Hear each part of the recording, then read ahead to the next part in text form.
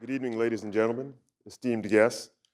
It is an honor to be here tonight in the elegant halls of the French Embassy to celebrate one of my personal heroes, Nicholas Negroponte, a visionary who didn't just predict the digital future, but architected it, indeed shaped it with the audacity of a prophet and the imagination of a science fiction writer. Nicholas is a renowned architect of the digital age, celebrated for his pioneering work in technology and education.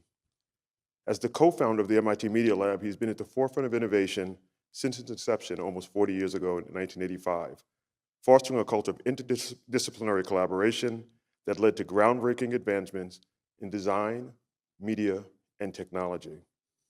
An author and futurist, Nick's ideas have shaped the way we think about the intersection of technology and humanity, emphasizing the importance of creativity, accessibility, and innovation. For any of us, all of us, involved in policy in the earliest days of the consumer internet, Nicholas Negroponte was the essential thought leader. As Nicholas steps forward in a few moments to accept the Arthur C. Clarke Foundation Lifetime Achievement Award, we're celebrating more than a technologist. We're applauding a rare breed of dreamer who transformed ideas from whispers to worldwide revolutions. Nicholas has been a bridge between imagination and innovation. When most saw the internet as a passing curiosity, he envisioned a world where technology becomes a canvas for human creativity, painting bold strokes across the landscape of global communications. Nicholas is not just a technology innovator. He's a storyteller, an artist, and a dreamer. He famously predicted that one day every child in the world would have access to a laptop. And while some thought that was too optimistic, he proved them wrong with his groundbreaking One Laptop Per Child initiative, providing affordable, durable laptops in developing countries. The project not only transformed access to education, but it sparked a global conversation about the role of technology in learning and development. He remains focused on the human impact of technology, and his work continues to lead us into a brighter, more connected, more egalitarian future. With this award, the Arthur C. Clarke Foundation recognizes a visionary who's consistently turned science fiction into science fact, proving that the most transformative ideas begin in the most fertile minds. Nicholas Negroponte, architect of our digital dreams, herald of technological humanism, and living proof that true innovation knows no boundaries. As we honor Nicholas, let's celebrate not just his incredible achievements, but his ability to inspire all of us to think big, to dream bigger, and to remember that technology is not about gadgets. It's about people, it's about creativity, and it's about the joy of discovery. So please join me in saluting a true luminary, Nicholas Negroponte.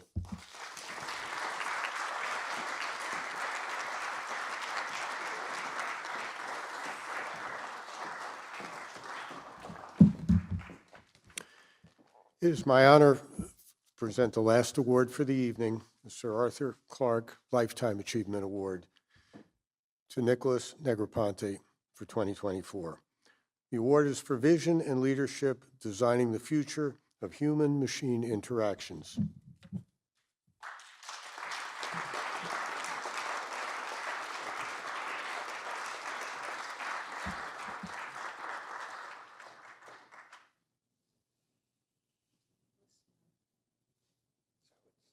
My turn to make remarks. It's your turn to make remarks. Podiums. I'm not done yet. I had the extreme pleasure of knowing Arthur Clarke. He came to my house for dinner in Cambridge. I went to his home for dinner in Sri Lanka. And he, amongst other people, taught me that anything was possible.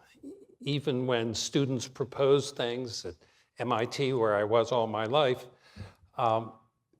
they sounded crazy, but they would get them done. So what I've done for tonight is basically collected some slides of sort of the, if you will, the three stages of my own life. First being where I actually did work and did research. Second being where I created an institution called the Media Lab for other people to do work. hopefully as unencumbered as I was when I started my career. And then in the last 10 years, have devoted my life to making and distributing laptops to kids all around the world. So I'll walk you through these and try and show you some images, some that go back so far. This was a project I worked on in 1965. And what the points at the ends of those dashes were cars, where a car would be in space and where somebody called a car. And the fact that it took all those years for Uber to exist was because we didn't have satellite communications, we didn't know where things were, and sort of this now is very common. And this was a display in 1965. This was very rare. People didn't have computer displays and weren't able to do things, in this case, happened to do with design and architecture. So I, in my career, tried to do things that were a little crazy. They were a little nutty because MIT was a good host for that. And we built, in this case, a robot that would build with blocks an environment for gerbils, little animals that would be in a pen, running around, knocking the blocks around, and the assumption being that that was purposeful. Of course, it wasn't, but it changed, and it lived in museums, it lived in other places. And then decided that maybe what we should do is make such an immersive environment for computers, and this is still in the 70s now, that you would actually go into a room which was if you will, the sensory apparatus of computers. And this picture appropriately looks old, but at the time it was really quite incredible to touch a display. It's hard to imagine that touching with your finger was not even thought of and was not as thought of as important, let alone pointing, that you could actually point and say, in this project, it was called Put That There. Where was there? What was that? What is it? It's where you're pointing, where you're looking. And the idea that you could interact with computers in that fashion was considered pretty far out and allowed me to build 2 institutions or 2 different buildings at MIT. Not that building buildings is important, but today it's 800 people doing things that were at the time, and this is 30 years ago, wearing computers and doing things that today are considered, if you will, more normal. Then it came time, after the Media Lab had its, if you will, traction, for me to do something myself and to do something inspired by my son, who's here tonight and first thought of giving laptops to children. And we designed a laptop and built it and distributed almost 4 million of them around the world, particularly in developing countries.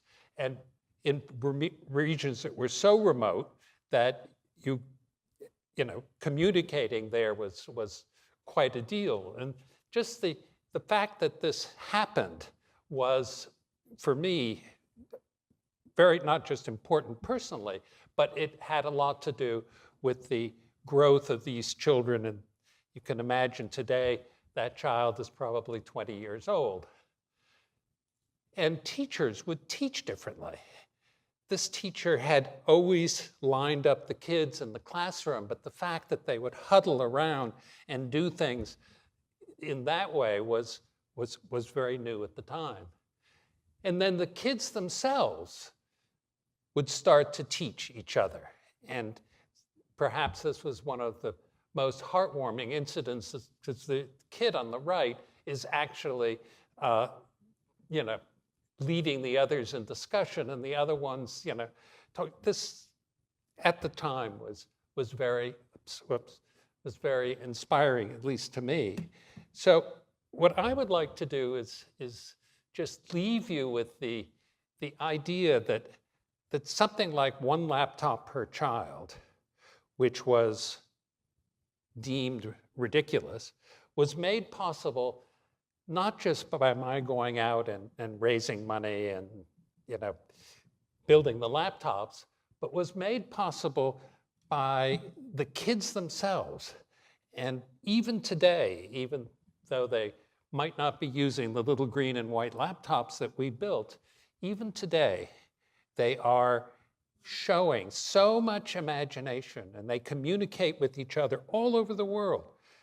The fact that we could bring the internet, the connectivity to some of the most remote places was particularly inspiring. Now, I can't say that Arthur inspired me to do all of this, but he certainly encouraged me to do this. And for me to be receiving a reward in his name gives me a great deal of satisfaction. Thank you very much.